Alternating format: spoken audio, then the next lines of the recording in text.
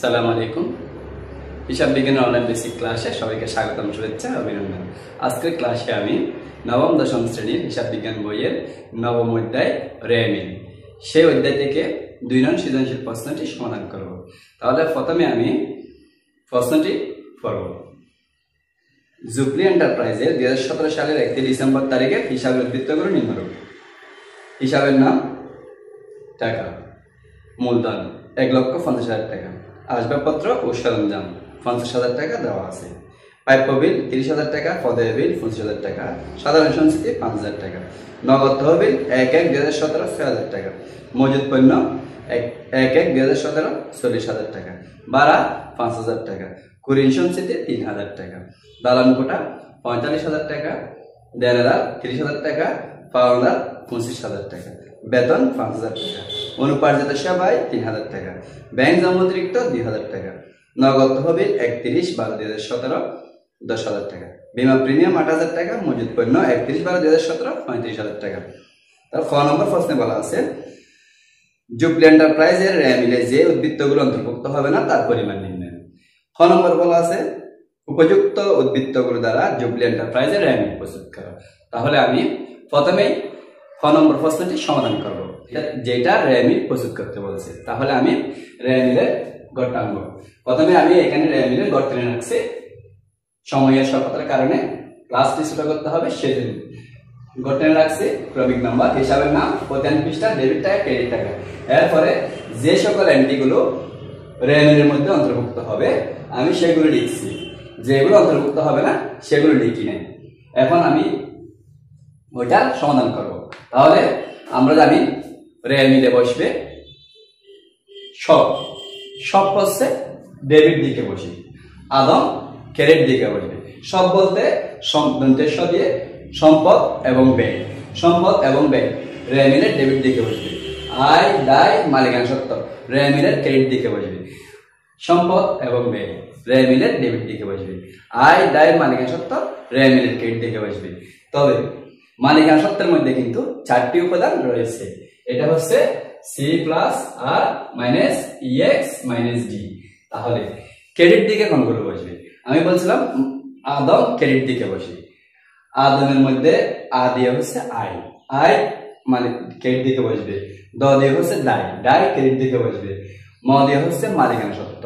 এই মালিকানা সত্ত্বের মধ্যে 4টি উপাদান রয়েছে। যে 2টি উপাদান মালিকানা সত্ত্বকে বৃদ্ধি করবে সে 2টি বসবে ক্রেডিট দিকে, আর যে 2টি উপাদান মালিকানা সত্ত্বকে হ্রাস করবে সেই 2টি বসবে ডেবিট দিকে। তাহলে কোন কোন এন্ট্রি মালিকানা সত্ত্বকে বৃদ্ধি করতে পারে? আমরা জানি মূলধন, মূলধন মালিকানা সত্ত্বকে বৃদ্ধি করে, সেজন্য এটা ক্রেডিট দিকে বসবে। রেভিনিউ মানে আয়, আয় হচ্ছে মালিকানা সত্ত্বকে বৃদ্ধি করবে, সেজন্য এটাও ক্রেডিট দিকে বসবে। এখানে এক্সপেন্সেস ব্যয় মালিকানা সত্ত্বকে হ্রাস করে, এটা ডেবিট দিকে বসে। উত্তোলন উত্তোলন মালিকানা সত্ত্বকে হ্রাস করে, এটা রেমিলের ডেবিট দিকে বসে। তাহলে এই অঙ্কের মধ্যে প্রথমে আমরা লিখছি মূলধন। তাহলে মূলধন 1,50,000 টাকা। এই মূলধন মালিকানা সত্ত্বের মধ্যে আছে, যেটা মালিকানা সত্ত্বকে বৃদ্ধি করে। এই টাকাটা বসবে কোন দিকে? ক্রেডিট দিকে। 1,50,000 টাকা আমরা ক্রেডিট দিকে বসাইছি। আসবাবপত্র ও সরঞ্জাম, আসবাবপত্র ও সরঞ্জাম হচ্ছে সম্পদ। সম্পদ কোন দিকে বসবে? ডেবিট দিকে বসবে। ওই সব বৃদ্ধি ডেবিট, তাহলে সব ডেবিট, সম্পদ ডেবিট, তাহলে ডেবিট দিকে বসবে কত টাকা? 50,000 টাকা। প্রদেয় বিল এটা হচ্ছে দায়, এই টাকা বসবে ক্রেডিট দিকে। প্রদেয় বিল টাকা দেওয়া আছে 25,000 টাকা। এরপর হচ্ছে প্রাপ্য বিল হচ্ছে সম্পদ, এটা বসবে ডেবিট দিকে 30,000 টাকা। সাধারণ সঞ্চিতি, আমরা জানি সকল প্রকার সঞ্চিতি রেমিলের ক্রেডিট দিকে বসে, শুধুমাত্র পাওনাদারের বাটা সঞ্চিতি রেমিলের ডেবিট দিকে বসবে। তাহলে এখানে সাধারণ সঞ্চিতি যেটা দেওয়া আছে এই টাকাটা কোন দিকে বসবে? ক্রেডিট দিকে বসবে 5,000 টাকা। এরপর দেওয়া আছে নগদ তহবিল 1/1/2017, এটা রেমিলে অন্তর্ভুক্ত হয় না, সেজন্য এটা আসবে না। এরপর আমরা লিখছি মজুদ পণ্য 1/1/2017, প্রারম্ভিক মজুদ পণ্য, এটা ব্যয়, এটা কোন দিকে বসবে? ডেবিট দিকে বসবে, ব্যয় 40,000 টাকা। কুরিন এটাও ব্যয়, যে টাকাটা আমরা পাবো না, যে টাকাটা দেনাদার থেকে আদায় করা সম্ভব হবে না বা দেনাদার যে টাকাটা দিবে না আমরা ধরে নিয়েছি, সেটা হচ্ছে কুরিন। এটা বসবে কোন দিকে? এটা বসবে ডেবিট দিকে, কারণ এটা এক প্রকার প্রতিষ্ঠানের জন্য ক্ষতি। কুরিন দেওয়া আছে 5,000 টাকা। কুরিন সঞ্চিতি হচ্ছে আয়। আমরা একটু আগেই বলছি সকল প্রকার সঞ্চিতি র্যায় মিলে কোন দিকে বসে? ক্রেডিট দিকে বসে। তাহলে এটা সঞ্চিতি যখন আছে আমরা এটা ক্রেডিট দিকে বসাই দিচ্ছি, 3,000 টাকা বসাই দিচ্ছি। দালান কোটা হচ্ছে সম্পদ, এটা র্যায় মিলে ডেবিট দিকে বসবে 45,000 টাকা। দেনাদার এটাও সম্পদ, র্যায় মিলে ডেবিট দিকে বসবে 30,000 টাকা।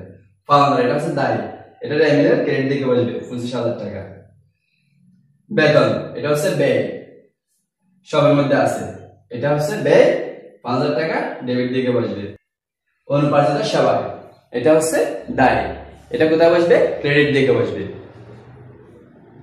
ব্যাংক জমা অতিরিক্ত এটাও দায়, ক্রেডিট দিকে বসবে। এরপর হচ্ছে নগদ তহবিল 31/12/2017, যেটা সম্পদ, র্যায় মিলে ডেবিট দিকে বসবে। বীমা বা বীমা প্রিমিয়াম, বীমা প্রিমিয়াম দেওয়া আছে 8,000 টাকা, এটা খরচ বা ব্যয়, এটা ডেবিট দিকে বসবে। মজুদ পণ্য 31/12/2017, এটা সমাপনী মজুদ পণ্য, এটা র্যায় মিলে অন্তর্ভুক্ত হয় না। এখন আমরা যে এন্ট্রিগুলোর এখানে টাকা বসাইছি এগুলো যোগ করে দেখবো, যোগ করে যোগফল কত আসে দেখবো। যোগ করার একটা সহজ পদ্ধতি আছে, অর্থাৎ আমরা এখানে প্রত্যেকটা এন্ট্রি থেকে 3টা শূন্য বাদ দেব। এখানে 50,000 টাকা থেকে শুধু 50 নিব, সহজে যোগ করার জন্য 50 নিছি। 50,000 টাকা থেকে 50 নিছি। 30,000 টাকা থেকে 30 নিব। এরপর 40,000 টাকা থেকে 40 নিব।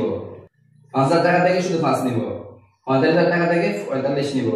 30,000 টাকা থেকে 30 নিব। 5,000 টাকা থেকে আবার 5 নিব। 70,000 টাকা থেকে 10 নিব। এরপর 8,000 টাকা থেকে 8 নিব। এখন আমরা যোগ করছি, যোগ করার পরে 123 আসছে। তাহলে আমরা 3টা সৈন্য এখানে ক্যালকুলেটরে তুলি নাই, না তোলার কারণে আমরা পরে আবার 3টা বসা দিব। কত?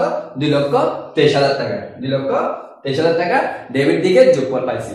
এখন আমি ক্রেডিট দিকে এগুলো যোগ করব।